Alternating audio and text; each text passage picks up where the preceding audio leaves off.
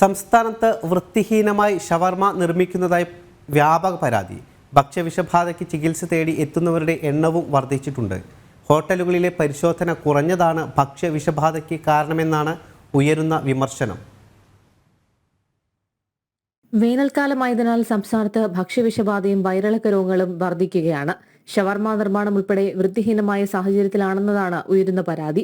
ഭക്ഷ്യവിഷബാധയേറ്റ് ദിവസവും ആശുപത്രികളിൽ ചികിത്സ തേടി എത്തുന്നവരുടെ എണ്ണത്തിലും വർധനവുണ്ട്. വ്യാപകമായി പരാതികൾ ഉയരുന്ന സാഹചര്യത്തിൽ പരിശോധന കർശനമാക്കുമെന്ന് ഭക്ഷ്യസുരക്ഷാ വകുപ്പ് അറിയിച്ചു. കഴിഞ്ഞ ദിവസം ഷവർമ നിർമ്മിക്കുന്ന 54 സ്ഥാപനങ്ങളുടെ പ്രവർത്തനം നിർത്തിവച്ചിരുന്നു. കൃത്യമായ ഇടവേളകളിൽ പരിശോധന നടത്താതെ പരാതികൾ ഉയരുമ്പോൾ മാത്രം പരിശോധന നടത്തുന്നതാണ് ഭക്ഷ്യവിഷബാധയ്ക്ക് കാരണമെന്നാണ് ഉയരുന്ന വിമർശനം.